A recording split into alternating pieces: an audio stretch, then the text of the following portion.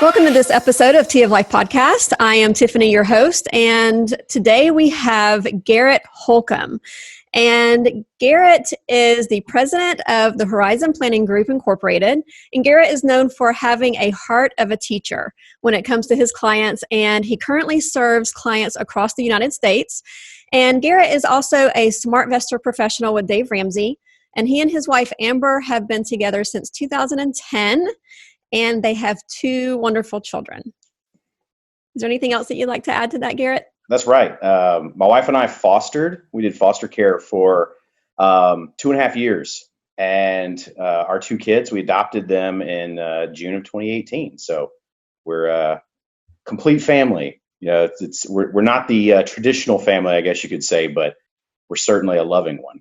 That's absolutely amazing. And yeah, I mean, if, you know, we know you guys, we know your whole family and spend a lot of time together. And I didn't know that from the beginning. And it's not a dynamic that, you know, when you see you guys, it's not a dynamic that you kind of go, oh, you know, I wonder. But no, I mean, you guys are just, you know, a complete family. And it's just an amazing dynamic that you guys have. Well, thank you. No, they're amazing kids, and we couldn't be more blessed, certainly. But yeah, it's interesting. I mean, we all kind of, it almost seems like they've been with us our entire lives. So, you know, it's one of those things when their personalities are such and so much fun and everything. And seeing, you know, I've been told that you get the kids you deserve. You know, especially parents will tell you that, grandparents will tell you that. And it's interesting how, you know, even if they're not biologically yours, you absolutely get the kids you deserve. So I've dealt with a lot of the things that I put my own parents through. I'll be talking to my dad, and he'll say, you know, I'll explain something that my son or my daughter did, and he just laughs and laughs and laughs. He's like, oh gosh, you know, he's like, I'm just so sorry for you. So it's been a lot of fun, but at the same point in time, you know, they're my two are my parents' first grandkids, so they've been just having a ball with them. So that's funny. I can see that. That's awesome. And you see the personality come out in them too. You know, they're not biologically ours, but you know, the kids really pick up our personalities as parents and our humor and things like that. So it's funny to see just in the 4 years they've been with us, that you know, they've really taken on a lot of our personality traits as well. Yeah. Good and bad, I guess. Yeah. Double-edged sword, right? Yeah, that goes back to your dad laughing at you. Exactly. It's like, oh, you've had problems with lying? Say it ain't so, son. I know, right? And you don't realize like what kind of person you are until you start seeing that same behavior in your children. And then you start getting onto them and they're like, well, Mom, I saw you do that. Or, you know, you can start seeing yourself in them and you're like, oh my gosh. It is a stark day. And you remember it the rest of your life when you hear your parents' words come out of your mouth. Mm-hmm. It's one of those things where you're like, oh, that did not just come out of my mouth. Because when you're a teenager, you swear, oh, I'm never going to treat my kids this way. I'm never going to do this to my kids. And then suddenly you have kids and you're like, you know, my parents were really smart. And it's amazing how as you get older, the smarter your parents have become. Right. So yeah, it's been a drastic and humbling learning curve. But as you know, I'm the most humble person you'll ever meet. Oh yeah, absolutely. No, I've had those same conversations with Gabriel, our firstborn, and you know, he's already told us about things. He's like, yeah, I'm not going to do that when I have kids. And I just giggle and laugh, you know, because I see, you know, I do things that I swore I would never do, just like you said. And oh yeah. Yeah. So we just repeat that over and over again. So I stalked your Facebook page. It's a fun one. And under details about Garrett, you have some favorite quotes. And I'd like to share one of those right now, if you don't mind. Please. They're all great, but one really stood out to me. I think that we can probably all apply it to our current situation. And it was actually kind of funny. It was like a quote that I thought, okay, you know, I'm like into it. And then the very end just kind of made me laugh. It was like a giggle. So I think that it's truly applicable right now. I mean, I think it's been applicable for a long time, but truly right now. So it says, political correctness is a doctrine fostered by a delusional, illogical minority and rapidly promoted by an unscrupulous mainstream media, which holds forth the proposition that it is entirely possible to pick up a piece of poop by the clean end. And there wasn't a contribution as to where that quote came from. And I looked it up, and it's like everywhere, but it doesn't seem like anybody really knows where it came from. But yeah, would you like to elaborate on that a little bit? I've tended to be diplomatic in my young adulthood, and as I've gotten older, I realized that diplomacy doesn't necessarily always benefit me in trying to convey my point. And it's kind of a soft political correctness, if you will. You know, there's certain things that, you can say and you can't say. And, really we tiptoe around, especially down here in the South, where there's just general politeness things that you're supposed to observe and whatnot. But I have always been blunt, and I use humor to kind of diffuse people it's like, the white gloved pearl clutching offense that some people take to whether it be humor or things you say. But, it really comes down to the fact that the truth is the truth, no matter what you do, no matter how you dress it up, no matter how soft and easy hitting you try to make it. In all reality, I don't like that political correctness of, trying to tiptoe around things that sometimes just need to be said. That's kind of me in a nutshell. I love that quote because, it's just impossible. It doesn't matter what the media tells you, what's out there. We're back into kind of almost a yellow journalism situation that we had in the early 1900s, late 1800s, early 1900s with, the Spanish-American War and, the newspapers kind of forcing us into war and stuff like that. Now we've got, public opinion being fostered and shaped by a media that's not giving you all the facts. So, I actually agree with Governor Cuomo from New York. He says, I like the facts. Give me the facts, and we can formulate opinions later. Well, that's kind of the same way. I really agree with that. I like that idea that, don't tip around, and dance around the bush with me. Just tell me the facts. I can deal with it. I'm an adult. And, if I get offended, that's a me problem. That's not a you problem. Absolutely. Yes, that is so true. Right. I mean, we could have a whole discussion on that one sentence. And I mean, just look at social media out there in this, Corona world that we're experiencing, and how it's become very binary. Either, you want to kill grandma or you care about everyone else. It's either or, which of course, there's nuances to everything and, different opinions and whatnot. And, binary options there are pretty horrendous when you kind of look at it from that perspective. It's like, well, no, of course I want people to be able to go back to work and, be able to kind of pick up life where it was. But at the same point in time, we need to be careful. I mean, it's not a either or kind of world. It's very much a Venn diagram of many different circles that overlap. Right. So, and here we are, now it's, at least as of Friday, I guess, things are going to start opening back up in Georgia, and, there's cheers and there's jeers. Some people are never going to be happy about any options, but I guess it really comes back down to personal responsibility. Absolutely. You have to do what's right for you and your family. Absolutely. Yeah. I think that I've kind of fallen into a little bit of the political correctness category when I start posting stuff on Facebook, and I have to take a little bit of a step back because I'm like, I probably should not put that. I've asked my husband a couple of times, do you think this is appropriate? And his first answer is, well, if you have to ask, then it's, then it's probably not. So, so I've had to back off a little bit on that. But I mean, we all have our opinions. We all have our, and we're all coming at this from our own personal angle, what, our past, our present, our future hopes and dreams, all those things. And everybody's different in that. So, But at the same time, I feel like there's really no blanket, like right or wrong for everyone. Like there is no blanket right and there is no blanket wrong for everyone. But I feel like we all need to also take our own personal responsibility in this and not constantly put it on somebody. Well, they won't let us, or they've told us this, or they, this, that, and the other, and not taking a personal responsibility for yourself and your own family. And, we could continue on with this.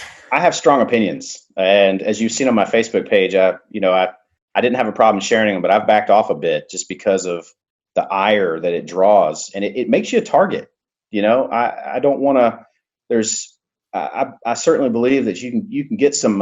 You've heard of medical malpractice.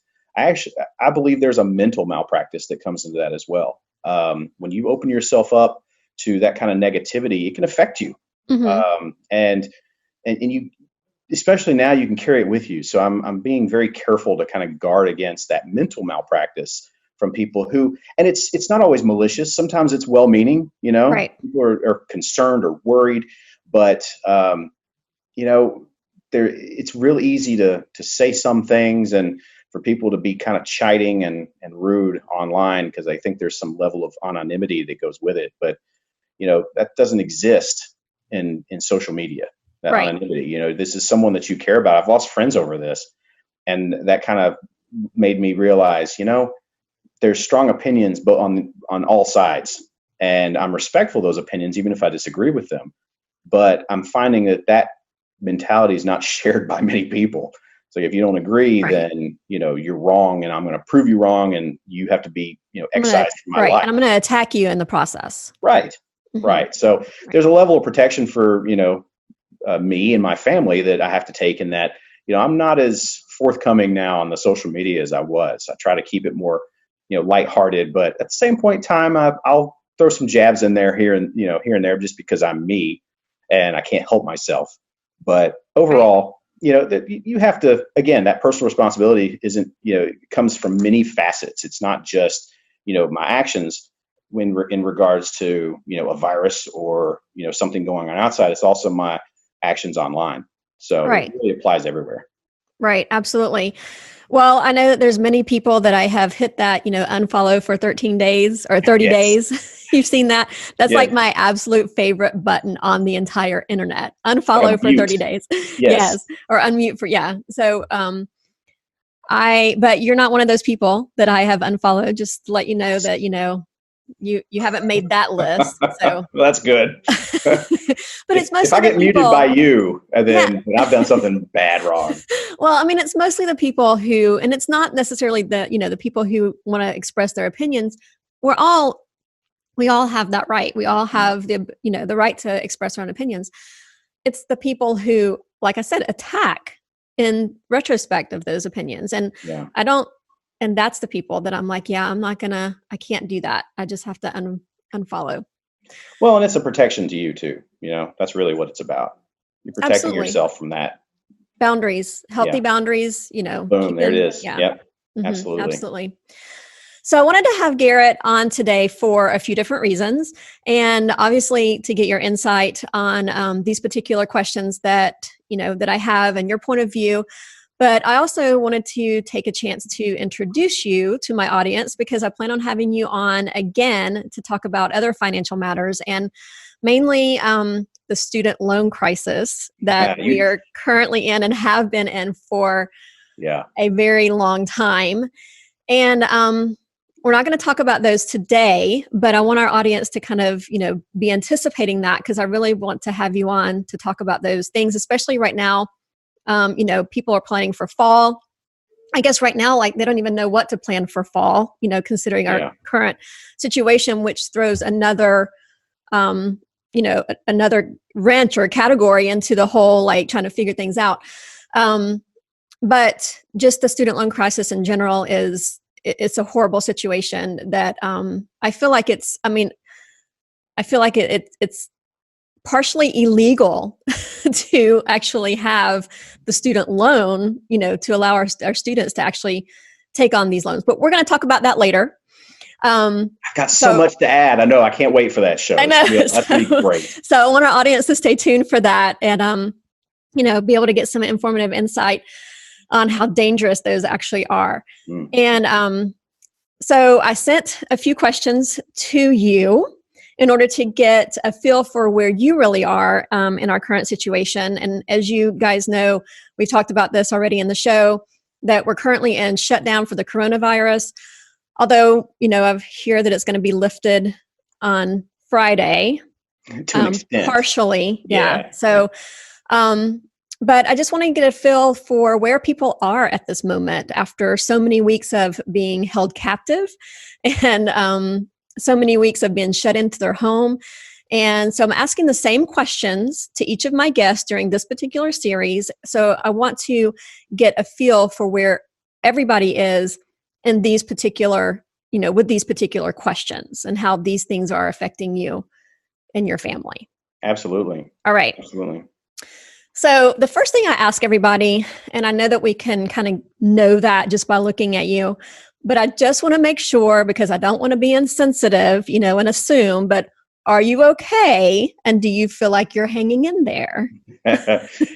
Absolutely. Absolutely. Yes. We're fine. Myself, certainly. I'm in the office every day. I still I could work from home, but my kids are at home. We have limited, that many people on the internet, as a lot of folks know, has put a strain on things, and then it all falls apart. So I still go in the office every day. We're financial services. We're considered essential.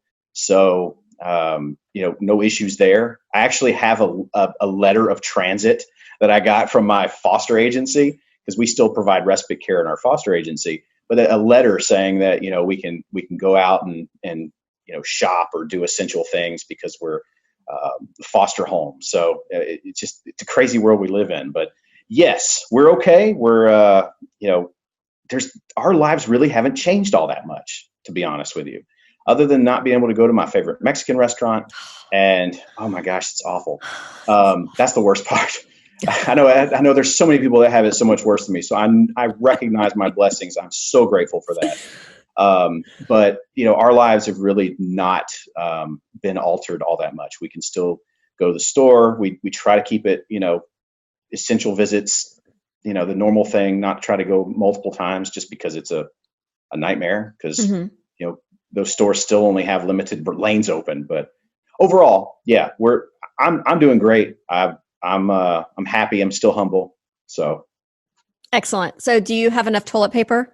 Yes. How many times have you had to buy toilet paper during this time? We bought it once, I think in March, and we were able to find, the big pack or whatever. But let me in on you. Let me overshare with you. Okay. Absolutely. 2 Christmases ago, I had a themed Christmas gift from my wife. It was all, water closet related. Keep this PG. So it came with a squatty potty, and it came with one of those little under the seat bidets, right? So I've had one of those for a while. I won't name it because, I don't want to, sponsors and everything, but the absolute best thing. My kids, my wife are like, oh gosh, so off-putting. And it is, not going to lie, absolutely off-putting until you get used to it. But it's cold. I was going to say, is it cold? It's cold water. It's from the fresh water line of the toilet. Not heated. No, not heated. But it has absolutely cut down on, the usage. So we really haven't been using all that much. It's an interesting thing too. Let me say this. We had my parents and actually the skipper from our ship come up for dinner on Sunday. We had this real big kind of steak grill out and everything. And instead of bringing wine, because you always when you come to someone's house, you always bring a gift. They brought toilet paper. I mean, I thought you were going to say they brought a bidet. No. Install. Actually, now what perfect gift for when the corona is over and the quarantine lifts. What perfect house gift when you come over and you visit your friends for the first time than to bring toilet paper. Absolutely, but I'm thinking white elephant, like for this. I'm thinking the bidet would be amazing white elephant gift for. It's perfect. Could you imagine how many people fight over that? But this past fall, my friend called me. April, she used to be the host of of Tea of Life podcast with me. She lives across the street.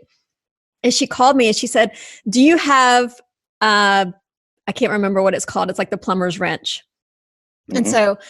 And I said, yeah, we have one. She said, okay, we're trying to install a bidet and we can't get it unscrewed. Can you? So I took it over there and her husband was doing something else. So she and I actually took apart the toilet and installed her bidet for her. So she called me at the beginning and she's like, if you need to use our bidet, you're more than welcome to. I'm like, okay. Yes. I've, it's funny. I saw them and I thought, wow, that'd be really cool. And years ago, I said, this is really cut down on toilet paper usage. And sure enough, I was prepared. That's absolutely amazing. So yeah, I'm one of the treasured few who can avoid that. So yeah, doing pretty good. A little, cold behind, but other than that, we're good. Woo. Okay. So, all right. So you've kind of answered this already, but you can go into a little bit more detail if you'd like to. But how has life changed for you in the past few weeks? Sure. So the biggest thing is really through the kids. My daughter was in marching band, and after marching band went into winter guard, and their competitions were shut down. They're both in scouting. So as the scouting's really kind of shut down on the council and national level. So they're just not seeing their friends. My son's in private school. My daughter's in public school. Her school ends May 8th, but my son's actually doesn't end until June. So yes. So they're maintaining their year, and which, you paid for it, so you might as well get it, right? But it's a great school. We love his private school, but that's been the biggest thing, I think, is the friendships for my kids, and they've done really well. I mean, I'm so proud of them. They really haven't complained, hardly at all. I mean, and they have probably every right to, right? But no, they've been great. From a personal standpoint, yeah, not much. But from a business standpoint, I've got some business owner clients that are struggling, and I'm doing my best to really kind of help them navigate, the payroll protection and those payments, as well as the small business association stuff. I've got a couple that are worried, and I've got one that's really struggling. So this kind of partial soft reopen that we should have this later, later on and soon, should be very helpful for them. And but yeah, I mean, otherwise, it's kind of been business as usual, life as usual. How has schooling at home changed your perspective of the school system that your child usually attends? Oh boy, we would need a whole show. My son's private school has been great. He usually has 3 core classes, Tuesday, Wednesday, Thursday, because they can do some homeschool hybrids. But my wife and I both work, so he's also there Monday and Friday. Monday is additional learning days and things like that. Friday, they'll go on a field trip, something that's coincides with science or social studies or math, and they'll incorporate that into it. So we love his school. I mean, just love his school. They're fantastic folks, and I can't praise his private school enough. My daughter's school, on the other hand, she goes to public high school in Cherokee County here, and the online learning is a complete joke. I know teachers have, this was thrust upon them, and they're kind of doing the best they can. But, I've spoken with several teachers, and they say that it's not the same. It's almost quasi busy work to have some kind of grade to help kids that may need to pull it up. The kids who are really kind of higher in their classes this is no challenge. They're learning nothing. So if we could homeschool, if we could, we would absolutely, without a, hesitation. The biggest thing keeping us from that is she loves to march. She loves the marching band, and it's no knock against the homeschool marching band, but they're just not the same. It's not the same. I was in marching band when I was in public high school, loved it. And I know it's a camaraderie like no other. And, that's really the only thing kind of keeping her in public school, admittedly. Otherwise, right. and it's so funny to say that because, academics are always first and foremost. She's got AP classes. She's in all honors classes with everything else. So, I mean, she's already really top of her class. I can't use this analogy. I'm going to get edited. So, It's you know, okay. the white speck on the top of chicken poop. Mm-hmm. It's still chicken poop. Right. So, being first in your class in a public school, and again, no offense to everybody, someone's going to get offended. It's okay. That's a you I offend problem. people about public school, homeschooling, like all the time. It's okay. But, when it comes to public school, if so what, you're top of your class at public school, you might get into college, you might get scholarships, great, but your education is abysmal. It's just flat out abysmal. It was for me. It still is today. And I think, honestly, that's why we have a lot of, and the school system's not doing anyone any favors. Too many people going to college, but we'll save that for the other show. Well, I mean, yeah, and we can save that. We can totally have another conversation about that. But I think, the colleges they're recognizing that, and they're realizing that it is a problem. So yeah, we can expand on that more. Absolutely. But yeah, so I mean, like I said, the public school system is, Cherokee's great and all in the state, but I'm not fooling myself or anyone else when, I recognize where that compares to my son's education at private school. Mm-hmm. So you talked about your current work situation and how it's really not changed really at all. Do you think that it's kind of changed your quality of life as far as because you don't have clients coming in and meeting with you on a regular basis? So right. Well, I'm one of those rare people that have a low Zoom number because I picked it up earlier this year because, we were going that way. It's one of those things, called intuition, but doing more online meetings, things like that. When things like this hit, and let's call it what it is. I mean, this is a deep recession, and we'll experience a really deep recession, a depression if we're not careful. But when there are recessions like this, people put their investments and other things on the back burner because they go to kind of their preservation brain. We learn about that in foster care. You have your preservation brain, which we call your lizard brain. Your breathing, your make sure you're taken care of, and your basic stuff like that. And then you have kind of all the rest. Well, when things like this happen and there's a panic, you immediately go to your lizard brain and you have to kind of get that back under control to kind of operate on all the ancillary issues going on. Financial issues notoriously fall into the ancillary region when recession happens. I tell people, the stock market is the only market people run away from when there's a sale. That's it. Mm-hmm. And we're experiencing a sale right now. So I try to educate my clients on that fact that, you've got to be able to, not worry. That's why I'm here. That's what people hire me to do, to act when things like this happen. But if you're managing your own money, things like that, it's real easy to panic and sell low and do the exact opposite of what, that intuition tells us.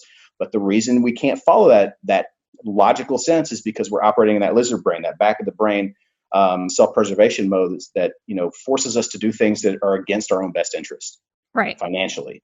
So we're operating a little differently. The phones don't ring as much. I'm still making trades on a weekly basis. The clients that have money, I'm buying for. Those who were fully invested, we're leaving them fully invested. If we can, try to find things that may be down, or we need to do some tax loss harvesting, something like that, hey, we can take a loss. It's not going to affect our taxes that much. Then we can make sales and then buy something that's low. It's okay. So this is a busy time for me. This is the time where I roll my sleeves up and go full tilt into portfolios to make sure that we're managing them correctly in this downturn. But the big thing right now is just don't panic. That's right. Always the best advice that you hear first and foremost, but we sometimes just can't follow it. No matter how hard we try, we can't follow it. It's so hard. It really is hard. I mean, we have investments too, and we keep watching them, go down and down and down and down. And And, we keep telling our son, we're like, okay, this was part of your college, so you might have to take a semester off or something. I don't know. But yeah, so we're, but we're hanging in there, and we're just not going to panic, and we're just going to, ride it out as long as we can, and then hopefully recover in the near future. Right. Well, and that's the thing too, is that, there's a almost a mental paradigm shift that has to happen. Okay. So yes, we look at our accounts and we're like, wow, I was at, this number, and now, up here, and now I'm at this number down here. But the only thing that's changed is the value. If you haven't sold, then you have the same amount of shares that you had before the big drop, which means when it comes back, you still have the same amount of shares. Right. So the only thing that's dropped is the value. You haven't lost anything unless you've sold. You may be down, but you haven't lost. So there's that education piece that we kind of give our clients, in that, yes, you have less money now in your account than you did. That's absolutely correct. Nothing can change that. Nothing. That's cut black. That's the truth. But the difference is you haven't lost any shares. You haven't sold anything. Then you have not realized that loss. That's what we call an unrealized loss. So there's a big education piece that, I kind of talk about and try to educate folks on, in that, it's going to be okay. A little history lesson just briefly is that 2008 and 2009, that bottomed out March 1st of 2009. We were back up and above where we were at that bottom before the drop in kind of 2007 and 2008, a year and a half later. Mm-hmm.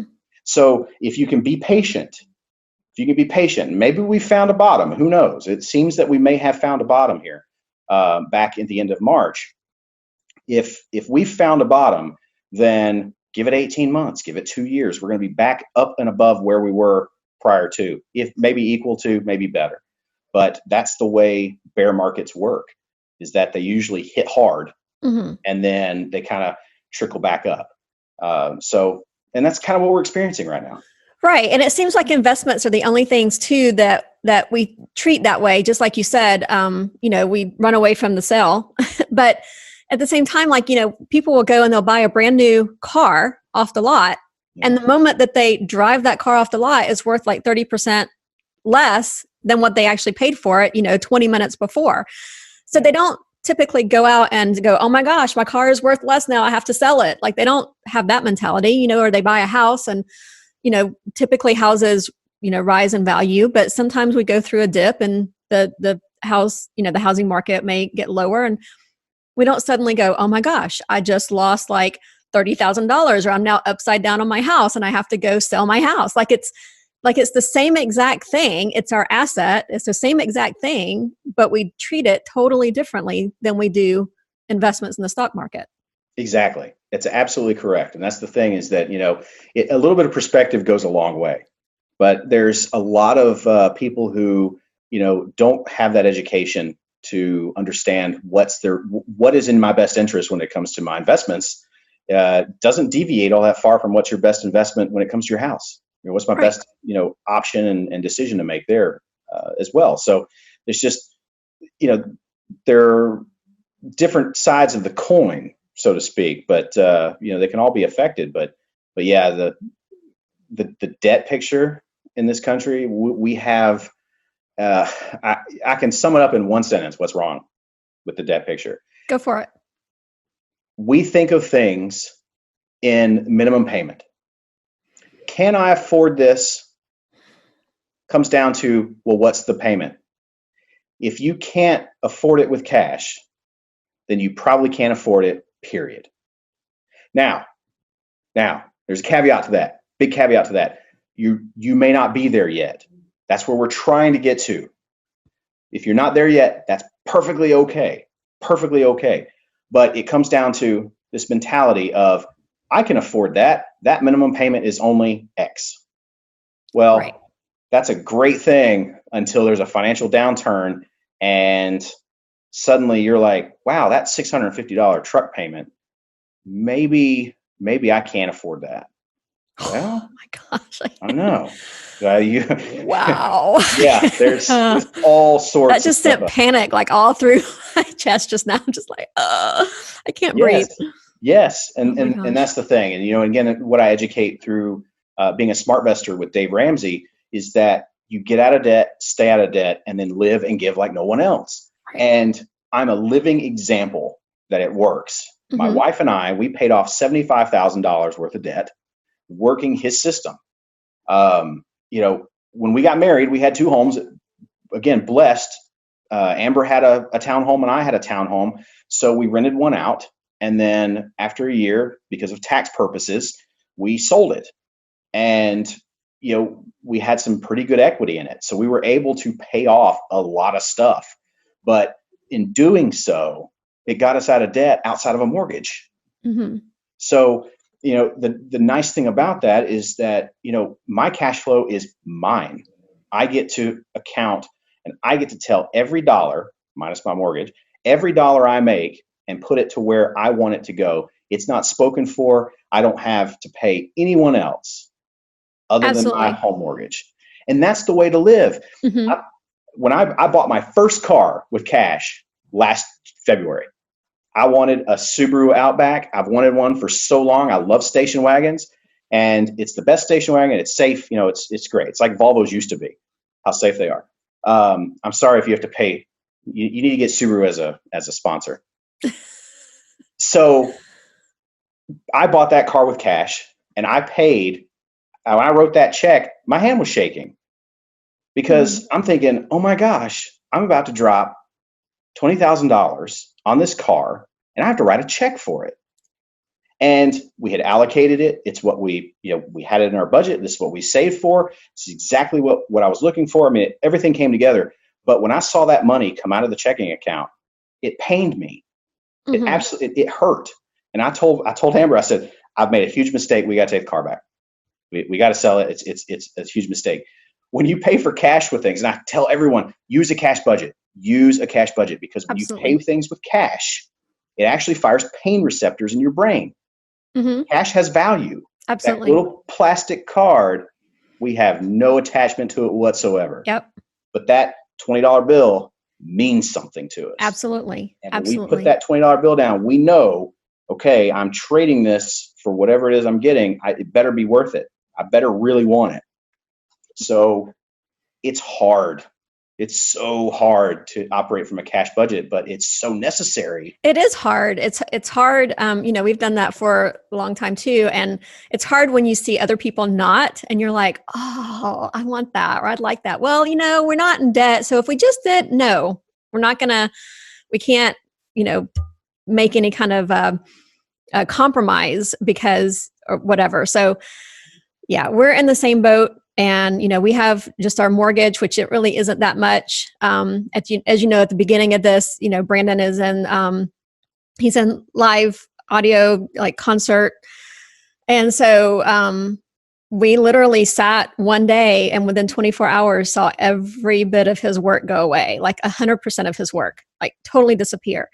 And if we were the normal American, we would be in panic mode. Absolutely. But we sat there and we're like, okay, like we have money in savings that will get us by and we're totally fine. And our expenses are minimum. We don't have bills. We don't have, a lot of expenses going out. Like even our home is small. So we have a lower light bill, than a lot of people. We have like our gas bill is not that, so it's like we have small expenses to where we're able to make it on a minimum budget and totally be fine. And we've actually, been peaceful and relaxed and actually have enjoyed kind of some time off together. So, yeah, no, it's great. And that's the thing is that, most people would not survive $1,000 to $1,500 bill. Right. Period. And there's actually a negative savings rate for people under 45. And, negative savings rate. That just blows my mind. But my wife and I, we have a 6-month emergency fund. Right. That if all of our income went away, we can cover our expenses for 6 months. And that's if we choose, if there's, no work or we're holding off or waiting, whatever. Right. I can go get a job, tomorrow if I needed to. Right. Because there are still people hiring, thank goodness.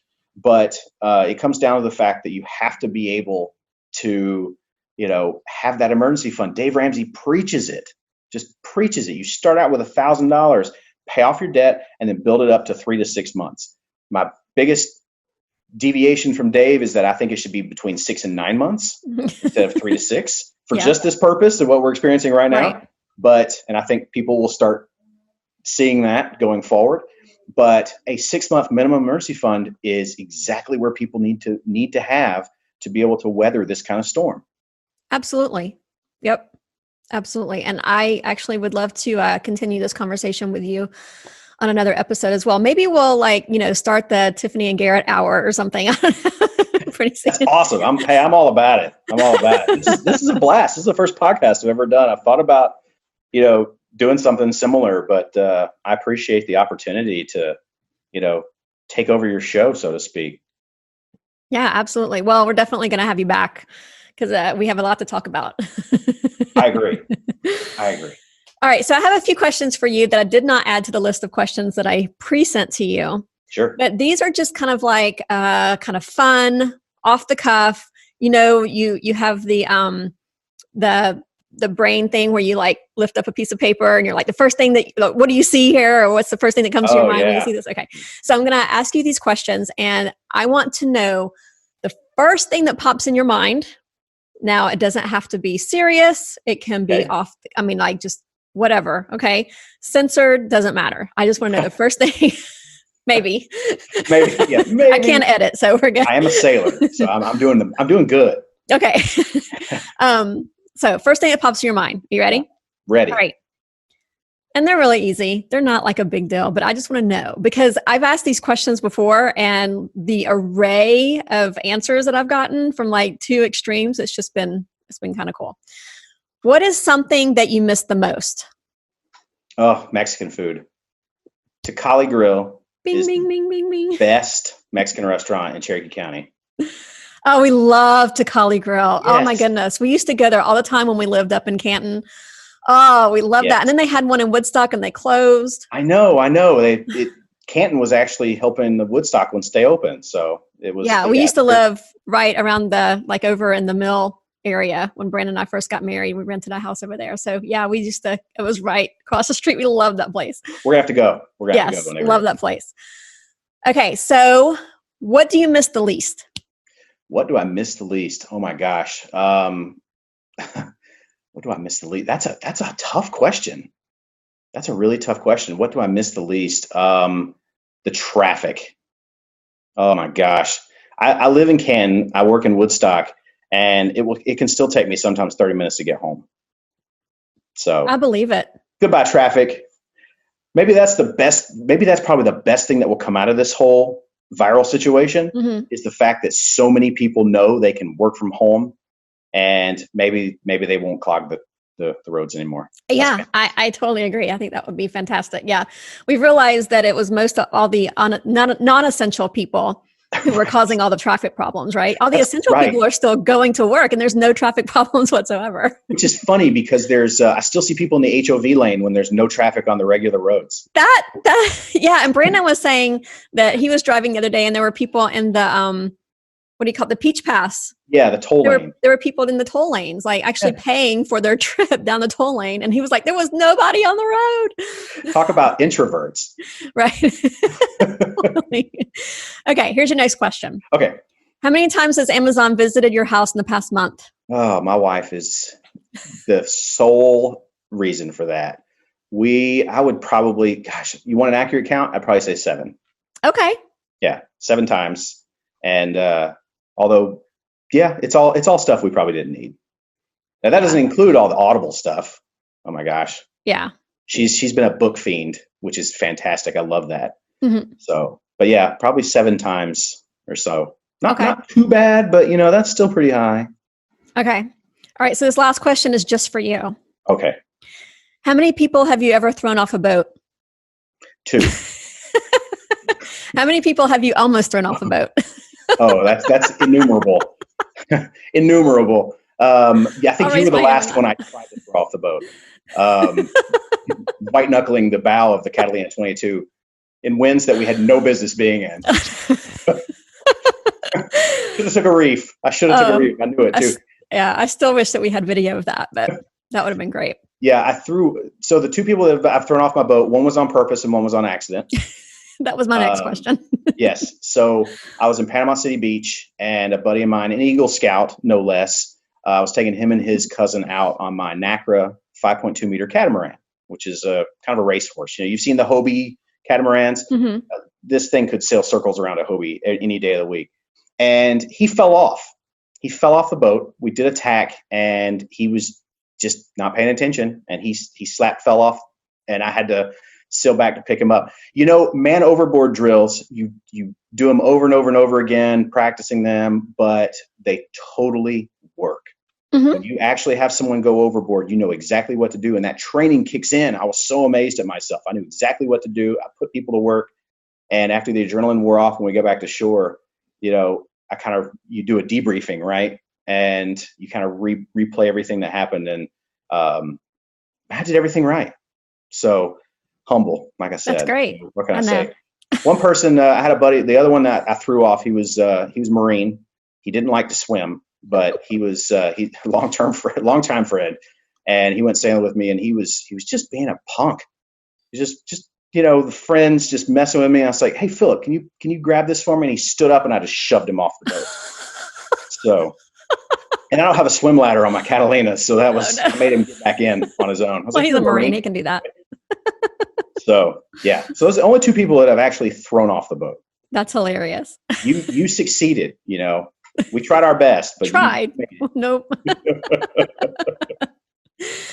Okay, so what have you learned during this period of time that you'd like to carry forward? That one, I think the biggest thing is that I have learned to extend more grace.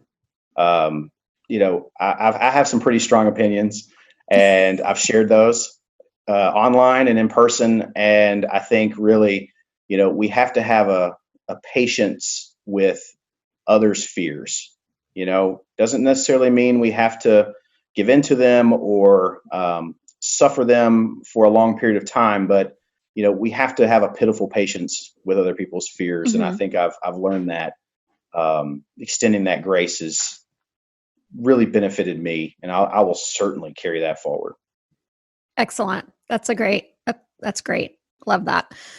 So do you think that you have been able to find new adventure during this time? New adventure. I think the biggest thing, we haven't gone out a whole lot. But I would say the newest adventure that I've really enjoyed is probably getting to know my kids better than I thought I did. We spend so much extra time together. We eat around the dinner table. We do HelloFresh, so we cook, at least 3 times a week. The laughing and the fun and the anxieties that they had before have kind of melt away in those moments. Mm-hmm. And you really get to see who they are and their personality and their humor. And, it's such a warming feeling when you realize that your kids are good people. Mm. And that you can tell that when they're adults, we're totally going to be friends. My son right now will say, Garrett, are you my friend? I'm like, no, I'm your parent. Yeah. And, he's like, you're not my friend? It's like, no, parents can't be friends until their kids grow up. So that's at least my opinion. And, I can just tell that they're just going to be the best. We're going to be the best of friends when they get adults, because they're just phenomenal people, and getting to see and participate more than anything. They let me participate. God love them. What a blessing. What a blessing it is to be able to be on that journey and to see your kids blossom in the face of adversity that, they've experienced way too much in their young ages, what they've been through just in the last 15 years. You think about, that's probably been the greatest adventure I've had in a long time. That's awesome. I love that. That's so great.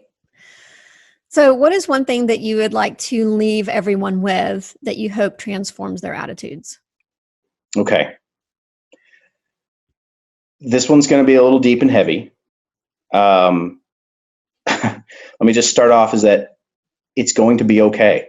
Mm-hmm. It doesn't matter how dark, how troubled, how easy, or how light things are right now. You're going to be okay.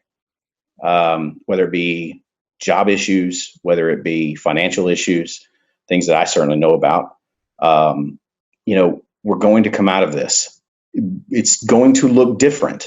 It's not going to look anything like it used to. But those who are struggling, there's peace coming.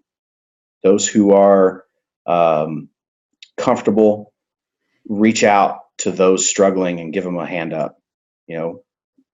Do what you can to,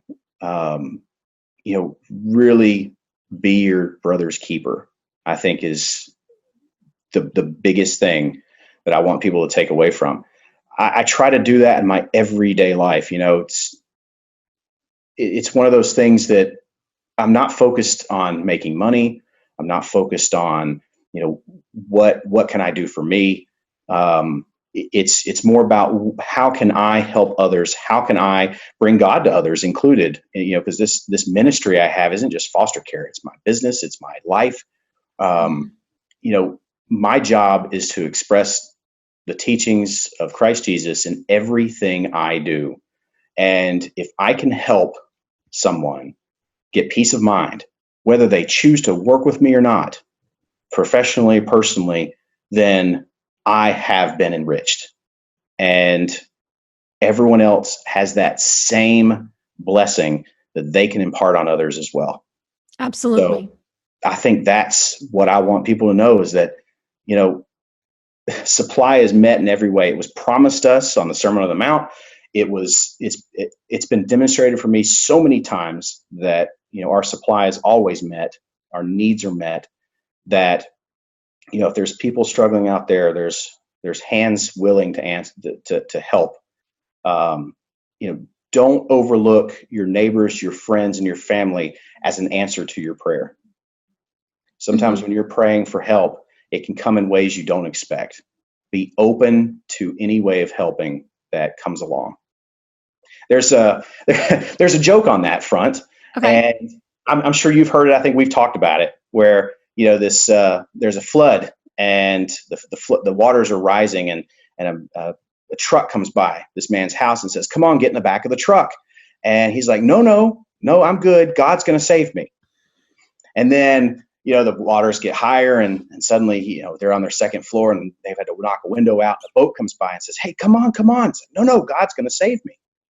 Finally, the waters are up. The roof's almost covered. They're on the roof, and a helicopter comes, and the Coast Guard's like, come on, we're going to take you out of here. He's like, "No, God's going to save me." Well, the man drowns. And as he's standing in front of, God and saying, "God, why didn't you save me?" And God says, "What are you talking about? I sent a truck, a boat, and a helicopter."